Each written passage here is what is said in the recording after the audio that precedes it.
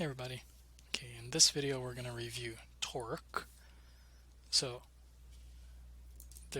notice that the book uses the word moment. You can have moment of inertia, moment of momentum, moment of force. So you got a moment of different things. So if you're going to abbreviate, I would just call a moment of force torque, because that's what it is. Moment of momentum is angular momentum. So I prefer to use the terminology torque because it's very specific. It means moment of force. Plus it's also one syllable instead of two syllables when you say moment. Okay, so a torque can be caused by a force, but defined about some point. In the next video we'll define torque about a line. So you say, okay, what's the torque caused by this force about this point? And it's just R cross F. So it's like R cross F. So in this example, that would be into the page. So the torque caused by force F about point A is R cross F. That's it. I drew this kind of here because I wanted to demonstrate you could decompose R into components, one that's normal to vector F and the other component that's parallel to vector F. Right? So I decomposed R. Or you can decompose F into two components, one that's parallel to R. So this is the force, but now decomposed parallel to R, normal to R.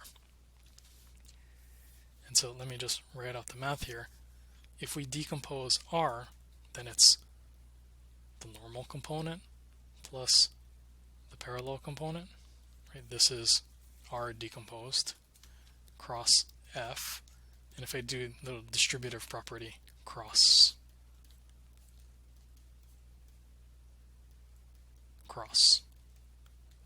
what's the cross product of parallel vectors?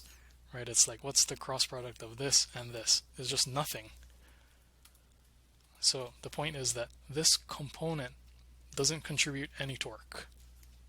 Only this component of vector R, which we call the lever arm.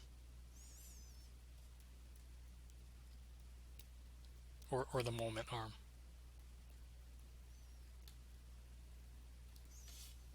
Okay, so that's if we decompose R. You could also decompose F.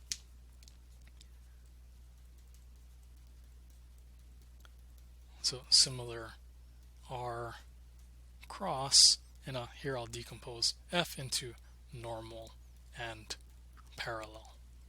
And then distributive property, R cross this one plus R cross this one. But again, what's the cross product of this and this? 0. Right? This component of the force doesn't contribute any torque. This is 0 because they're parallel. Okay, so we can apply that to an example, especially in 2 dimensions. So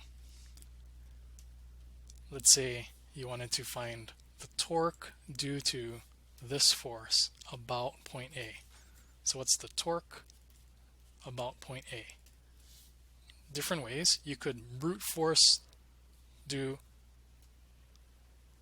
R cross F, right, like this. So you could just brute force cross product the thing, which I'll just write it out here, right? So R in the X direction, right, is 8, and then the Y direction, -6, and then nothing in Z. And then this is 100 in the Y direction. Right? So then just brute force cross product, I direction, 0. Minus J direction, 0. Plus K direction. Okay, so it's 800 kilonewton meters. Kilonewton meters. That's it, right? So that's one way to do it. Or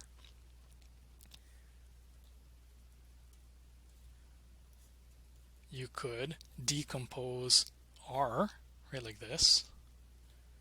So this is the component parallel. This is the component perpendicular. And then again, this component doesn't contribute to the torque, just this one, right? So then the torque about A is only this one times this one, right? And then the direction is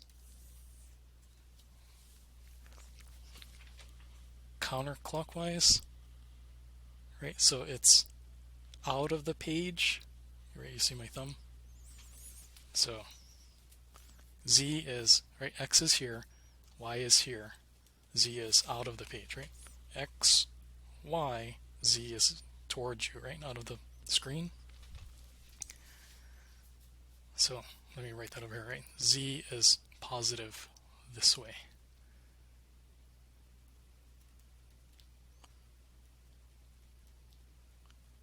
Okay, so it would be in the positive, right, direction, because counterclockwise. And then what is this? 8, right? So 800 in the K direction, just like that. How you like that method? Not so bad, right? Or if you wanted to, you could decompose F. There's R. Okay, so if you decompose F, it would be one component perpendicular and one component parallel. If you wanted to, how do you get this, right? So I know that I can get this angle right here. This angle would be arctangent of opposite over adjacent, right? So 6 over 8. I could get this angle, which this angle is the same as this angle here. Right, so if we look at this triangle, right, this is 100, and then this is my angle, this is a right angle, right? So this component doesn't contribute any torque. I just need this one, right? So this one is 100, and that's adjacent to the angle, right? So cosine. So if I want torque about point A, it's R times F perpendicular, also positive direction. And then what is this? Now I need the magnitude of that vector, right, which is 6 squared plus 8 squared, square root. And then this is 100 cosine theta, 100 cosine theta, where theta is this, right? So of the three methods, you choose which you like best, but you always have different options to solve. Okay, thanks for listening to this. I'll see you in the next video.